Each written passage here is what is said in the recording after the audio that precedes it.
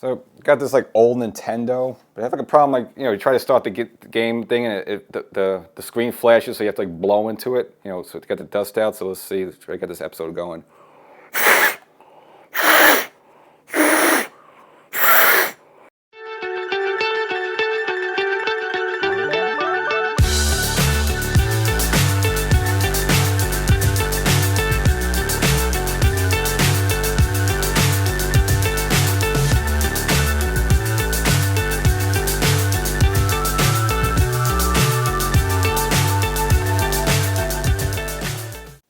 Welcome to Section 420, Talkin Yankees. Well, Yankee fans can breathe a little sigh of relief. Looks like Garrett Cole's not going to need Tommy John surgery. Looks like he didn't tear the UCL, which, we're all just kind of holding our breath like that. Kind of you feel like the whole season go down the drain. Not going to be the case, but Cole will be out for a significant amount of time. So I'll kind of get into the whole injury, what the ultimate diagnosis was. We had to wait a while for this one, but we finally got some answers on that. Get into that whole deal. But now there's a new Yankee you have to worry about, DJ LeMahieu. A threat to miss opening day himself, possibly maybe even Aaron Judge, but more DJ LeMahieu with a new injury for him. Of course, it's the Yankees, there's always some injuries there. But there are some good news. Joe Torre does visit the team there, kind of a surprise to all. On the field, not replacing Aaron Boone, but kind of a little bit to get into that whole thing. And of course, probably the most important thing that you're worried about right now, there will be a George Costanza bobblehead night at Yankee Stadium. So if you're interested in getting this Costanza, former employee of the New York Yankees bobblehead, I'll give you all the details where and where that is. So a lot of good stuff here. But before we get started, if you kind of heard me mention this a couple times before, but there's an audio podcast of the show. So as much as you like see me right now, you can hear me more often, get more updates, quicker updates, and have to wait a whole week for a new episode, which is kind of annoying. Get those updates sooner by subscribing to the audio podcast version of the show. So wherever you get your podcasts, there's a lot of different podcasts out there and stuff like that. Type in Section 420 Talkin Yankees. It's all over the place. I'm sure it'll pop up. Follow, subscribe, and here on YouTube, if you haven't done it already, hit the subscribe button. It's I think it's on somewhere around here. Boom, you get notified new episodes coming up. And of course, you're watching on TV. You got a lot of responsibility. Not only have to subscribe to the YouTube channel, but also go where the audio podcast is and get it all. So if you were watching the previous episode, literally as we were filming it, we was waiting for news to come down about Garrett Cole. Of course, he kind of, he was complaining that it was, hard for him to come back after a start when he only threw like 45, 50 pitches in spring. He was kind of feel like the way he would do it in the middle of the regular season, maybe after 100 pitches there, was having trouble recovering. So they had to shut him down. The first, the Yankees took him from an MRI, and, they really didn't give me an answer, so now you're kind of concerned. And then you hear he has his trip to Los Angeles to have to see a specialist, and then you're like, oh my God, and that's you're thinking that torn UCL, you're going to need Tommy John surgery. You're thinking the worst. Well, they did finally get a diagnosis on this, so he didn't tear the UCL, and I didn't like go into the medical books of this, so this whole thing actually helped me learn a lot about it. So you always see this term about the UCL, but what does that actually mean? Well, here we go. It's the ulnar collateral ligament, the ulnar collateral ligament, so much easier to say UCL. So it looks like he had no tear in the UCL, which would require probably the Tommy John surgery to heal that. But what he did end up normally with is nerve damage or nerve inflammation and something called edema. So what's edema? So edema basically when you have fluid buildup in an area and it causes some inflammation there. So it seems like this is a partially nerves problem / inflammation problem more than a torn UCL. So again, you'll take that news, over him needing Tommy John surgery, which would have definitely knocked him out for 2024 and probably half of 25 there. So now he's going to be shut down for a significant amount of time. But again, it's better than losing him for the whole season. So the timetable, they feel at least that, he should be back is maybe 10 to 12 weeks there. So you're probably looking at maybe sometime in late June at best. So this is where the whole timetable had it went down. So he had the MRI on the 11th of March. On the 13th, he flew out to Los Angeles, and that's kind of where we're all holding our breath. And then on the 14th, the next day, he met with Dr. Neil Eltrache, probably butchered his name, but nevertheless. But suppose this guy's a specialist. He's worked on Ohtani, he's worked on a lot of big stars. So this is like the guy if you're dealing about Tommy John and torn UCL. This is the guy you want to see. This guy also did some tests. He looked at it, and again, based on his diagnosis, they just say it's some nerve damage and the edema there. So yeah, and so you'll take that news as the fact, you'd rather have Cole at least for 65, 70% of the season versus losing him for the whole year there. So good news on that front. And, Cole made some comments after saying that maybe he hit the spring too hot there instead of just easing in there. I don't really know what he really means about that, but nevertheless, it's not like the Yankees were in the postseason last year, so he almost got a break. I know he had like a Cy Young Award a year there, but usually when you go into the postseason, now you're pitching deep into October and stuff like that, where it can affect you for the next year. Well, Cole had a bit of an easier workload because, as we all know, the Yankees didn't even make the playoffs in 2023 there, so you'd think that wouldn't bother him, but apparently it did there. So that's the case with him. So the plan for him.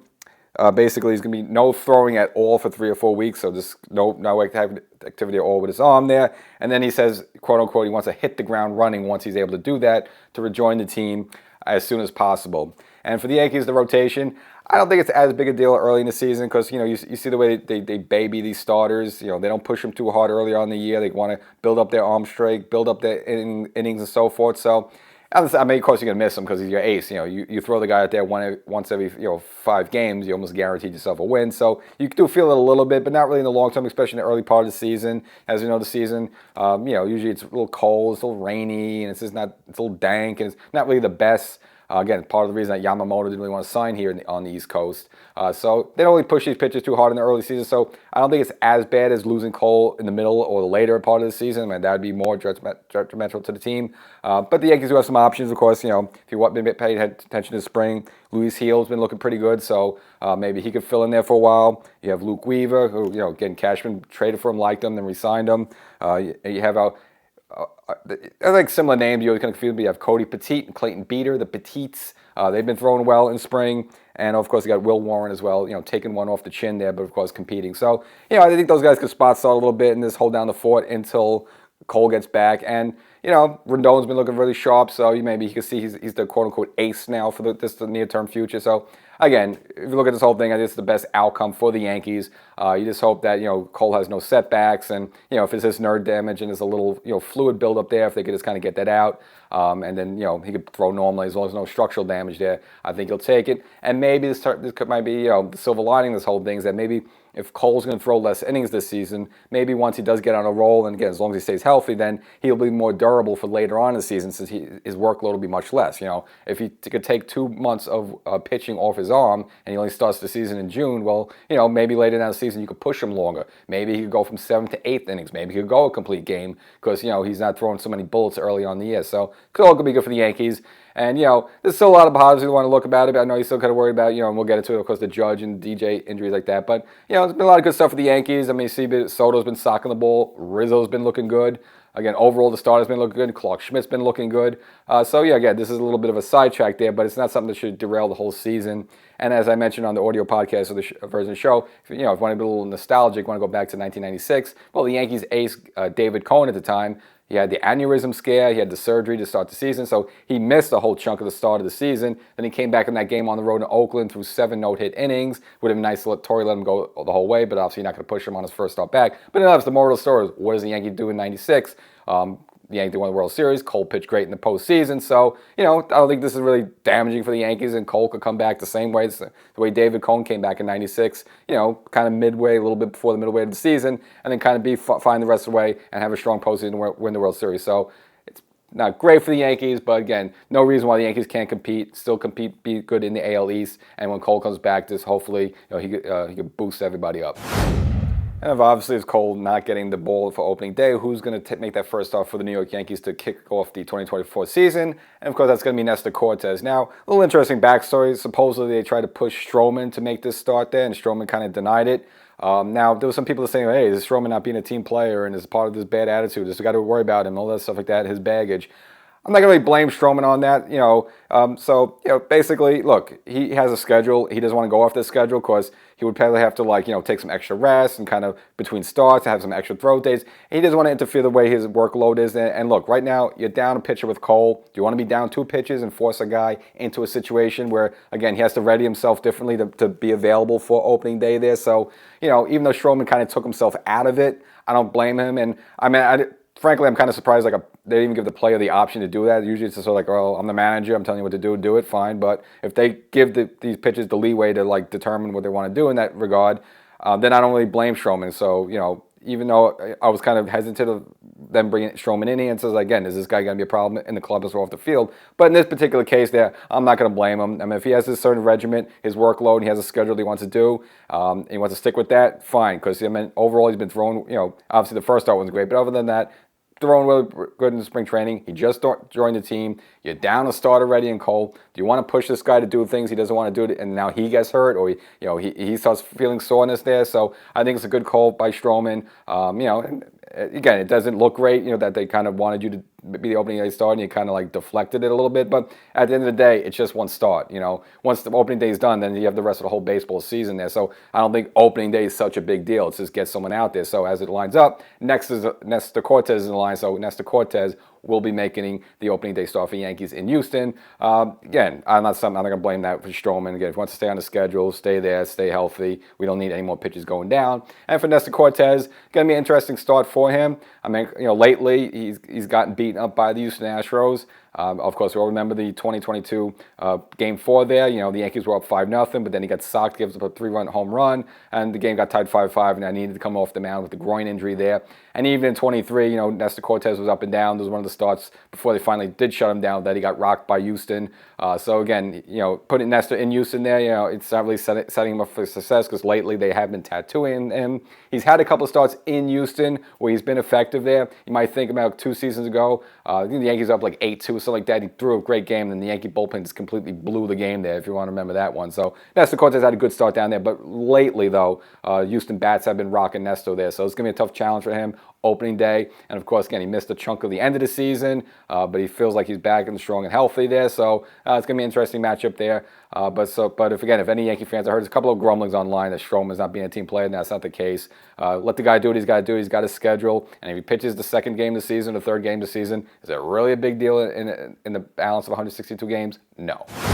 And the last episode, we were kind of waiting for the diagnosis on Cole. Again, we were kind of holding our breath there. That there was, of course, the news about Dylan Cease that, the Yankees were pushing for him during the offseason. And then once this Cole news came up where maybe you're going to lose him for the year, the Yankees were sort of re-engaged with the Chicago White Sox to get him. But it turns out ultimately, and again, just all around the same time this all happened, he ends up getting shipped out to San Diego for a package, which includes former Yankee Drew Thorpe, who was the guy that the Yankees sent over to get Soto and Trent Grisham this way. So ultimately, I guess the White Sox at some point, they were trying to get Drew Thorpe from the Yankees. I guess the Yankees, held out on that, but they ultimately get Drew Thorpe via the San Diego there. So Drew Thorpe in a package goes to the Chicago White Sox, and Dylan Cease then goes out to San Diego, which, again, I was fine with. I never thought the Yankees were really seriously going after Cease. And you're hearing some news that, again, the reason the holdup for that deal was Spencer Jones, again, the Yankee right-handed, maybe future star this, left-handed power hitter, which was kind of holdout deal. It looks like maybe Cashman didn't want to give up both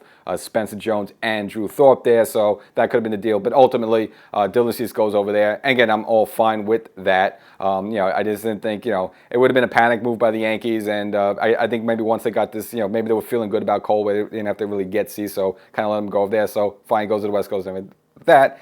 But there might be someone that you're really concerned about. You're sleepless at night. Is he going to get a job? And that's called Blake Snell. Again, remained unsigned for almost, pretty much all spring training. Well, finally, he's found a home, and that will be the San Francisco Giants. So a lot of pitching, noise going out there in the NL West there. But Blake Snell ultimately signs with the Giants. Now, you've been hearing the stuff that he wants a 5-year deal, he wants a 6-year deal, but nevertheless, it was more about the year, really the money per year than the actual length of the deal, and this kind of makes sense why this deal happened. So it turns out it's just a 2-year deal for $62 million, so it's $31 million per year. And I was kind of a little surprised about this. So if you want to believe the rumors that the Yankees were going after him, they offered him a 5-year deal, then, well, Blake Snell kind of shot himself in the foot. He almost should have taken that deal because, all right, he's getting a 2-year deal now. Now he's 31 years old. At the end of this deal, he's going to be 33.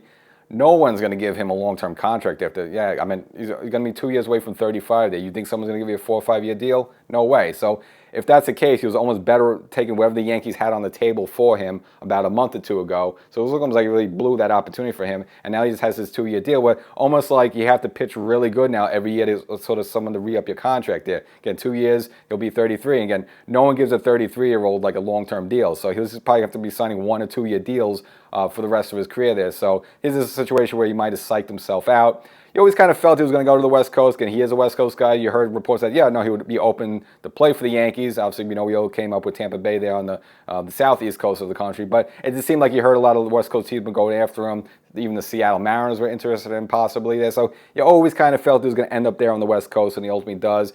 And, I just think the Yankees were pretty confident in the Cole diagnosis where they feel Cole could come back. Otherwise, maybe they would have made a stronger play for Blake Snell. But I think the fact that the Yankees kind of just let him go to San Diego, because if it was only $31 million per year, I think the Yankees would have given him that if that's what he wanted, just to sign even like a 3-year deal. I think the Yankees would have done that. But I think the Yankees feel confident in this Cole diagnosis that he'll be back in 10 and 12 weeks. That I guess they just let Blake Snell go. I don't think they were ever really too high on Blake Snell to begin with there. But of course, but again, you heard that the Yankees did at some point offer him a 5-year deal.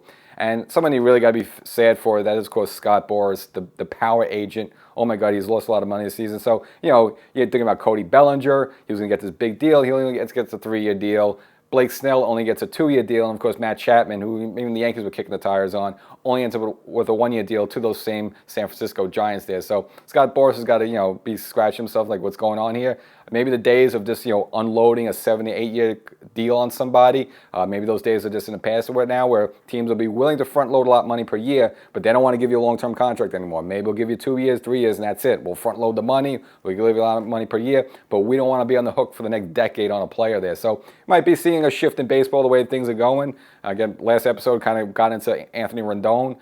He got like a $240 million contract from the Los Angeles Angels of Anaheim, and he's just been an absolute disaster. He's been hurt the past 3 years, so you just might be seeing a situation now, even with the Yankees, with Giancarlo Stanton. I mean, I just think now teams are kind of shying away from these long-term deals that this really hamstrings your team for 4 or 5 years now, so this might be the new thing in baseball. But at the end of the day, Dylan Cease over there to the San Diego Padres. Fine, good. I did not want the Yankees to go after him or give up someone like Spencer Jones to get him. Again, he's a good pitcher, but I don't think he's like that where you have to give up the earth, stars, and moon for. So let me go there. And then Blake Snell, of course, floating around a little bit. I was never really high on him anyway. Again, as we mentioned before, I was okay. The Yankees, instead doing the smaller deal for Stroman just for 2 years at $32 million, just to get more sense, and you're not a hook for the guy. And let Snell and whatever them all go out in the West Coast. Again, it's the NL West. The Yankees don't have to worry about them unless it's a postseason situation, which would be the World Series. And of course, that's good news.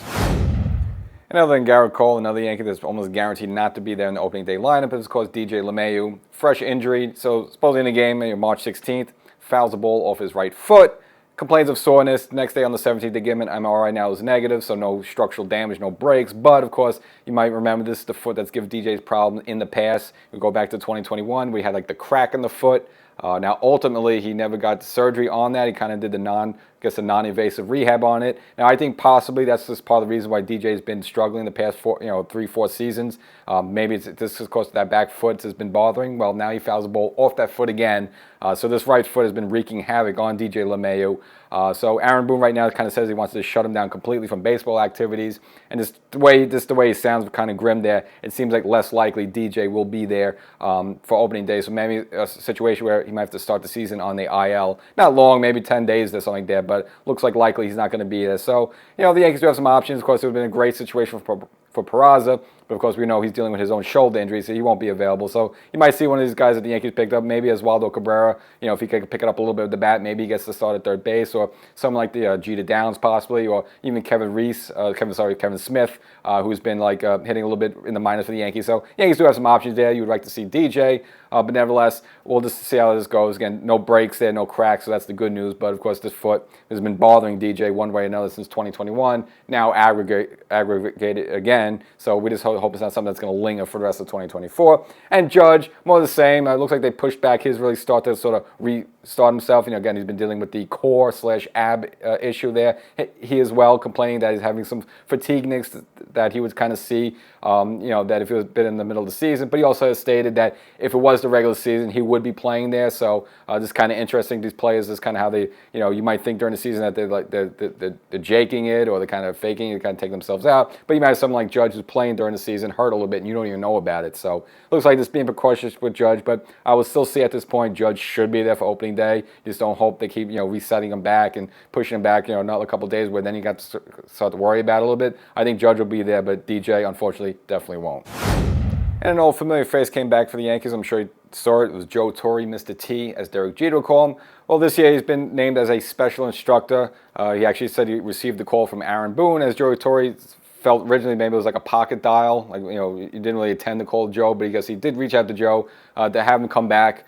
Just to be, I guess, manager for a day. And, if you saw the clip there, look, it was nice to see, Torrey back there, obviously 83 years old, a little bit heavier, but in terms of him walking off to the mound, he actually took Rendon out of the game there. Kind of seemed like his knees are still not any better than they were like 20, 30 years ago there. Kind of actually, might look better now walking than he did, 20, 30 years ago, but nevertheless, a little heavier, a little grayer there, but was good to see Torrey back, and of course, he joined some other Yankees that are there as special instructors, Bernie Williams, Tino Martinez, Andy Pettit, his former third base coach, Willie Randolph, and of course, you have the old stalwarts like, Ron Gidgey, who does there every year. And it was just kind of interesting overall because, you think about the Yankees have done this season. Early on they announced that Joe Girardi will be back with the Yes Network. We don't know exactly what capacity. Of course, we have Boone, the current manager, and then we have Joe Torre, the former manager. So I don't think there's ever been a time or a year where you had all three Yankee managers kind of linked together all at once there. And again, Girardi wasn't around for this, but nevertheless, kind of like hovering around the Yankees all at once there. So kind of an interesting twist there. And if you want to go back, Aaron Boone was a player for Joe Torre. This goes back in 2003. We all know, Aaron Boone had the walk-off home run against Tim Wakefield to get the Yankees in the 03 World Series there. So it was good to see Torre back. And I was kind of surprised, he let Torre, give the lineup at the beginning of the game. He pulls Rendon out there, so giving some management duties there for a day. So it was a nice, thing for the Yankees there, and just a little bit, nostalgia. And again, are they trying to bring those old vibes back of the Torrey dynasty, to this team there? Who knows? Can't hurt. That's the good thing about the New York Yankees. They have old timers. They always have these guys they go reach back and bring in. And remember, when Torrey was kind of running the ship there, you'd always look at the 70s or the 60s Yankees. Now it's just scary how much time has passed, where now you look at the 96 Yankees as kind of the old guys coming back here. But nevertheless, good to see them all back in Yankee uniform. We'll see if that rubbed off. Again, Torrey's last time he put on the uniform was with the Los Angeles Dodgers. Since then, he's been working with the Major League Baseball, kind of the disciplinarian, kind of giving out suspensions and stuff like that. So Torrey's been around the game. So, got to see him go back. And again, the Yankees have him back. They retired his number, all that stuff. So, it's not like his first time back there. Obviously, his exit from the Yankees wasn't that great in 2008, as he put in his biography, The Yankee Years. They kind of pushed him out the door, and they almost like insultingly, Cashman came out, offered him, hey, would you want to go work in the Yes Network booth? And Torrey just basically buzzed off and walked out there. So the ending wasn't the greatest. It looks like it took a few years to mend it back, but it seems like Torrey's now back in the Yankee family.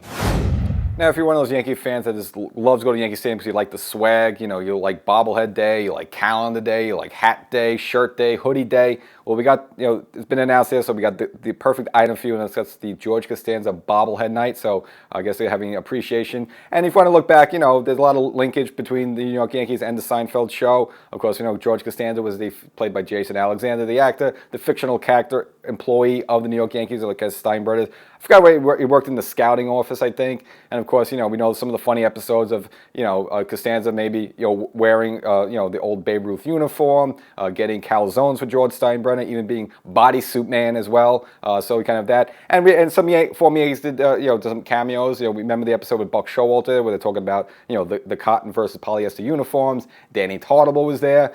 We also had an episode that featured Paul O'Neill. You also had the batting practice with Jeter and Bernie there taking batting swings, and Costanza, I guess he had a better frame of mind where he was actually doing well at batting practice. So yeah, you have a lot of links between the Yankees and the Seinfeld show. So good that finally they're giving the recognition to that.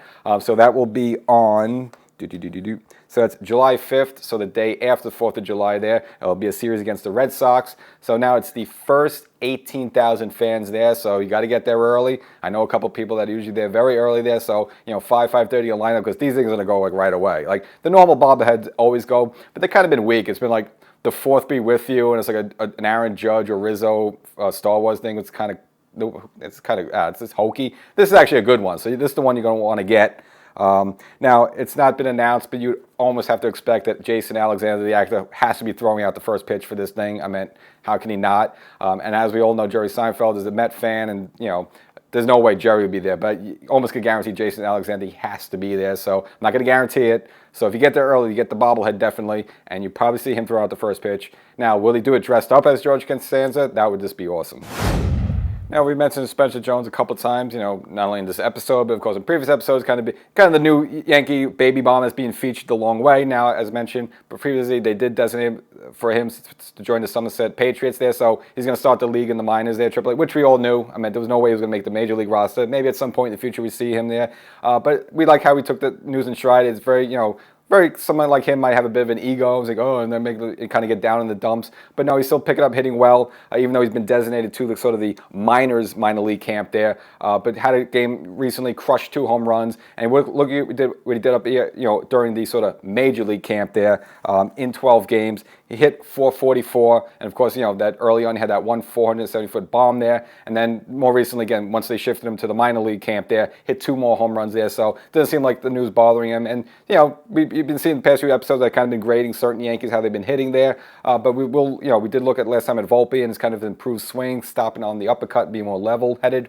which has led to a higher batting average. So I want to do a quick check-in on him. This is 14 games in. Got the batting average to 368, so still hitting a really high batting average there with 14 hits. So hopefully keeps it up. And last spring training there, he hit very well, and that's what kind of got him the starting shortstop job. Then once we got into the regular season, he kind of dipped down a little bit. So hopefully that's the case. Again, it seems like this more new swing he has, the level swing, is helping him out because he's been sustaining a very high 300 batting average. So if that's what he's going to take into the regular season, that's great news.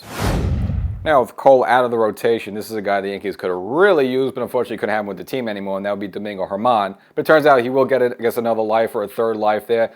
Signs a minor league deal with the Pittsburgh Pirates, could be worth up to $1.5 million there. And of course, remember all the drama last season with the Yankees. He throws the no-hitter, and then shortly after that has an episode where he basically supposedly come to the clubhouse, was inebriated or under some sort of influence there.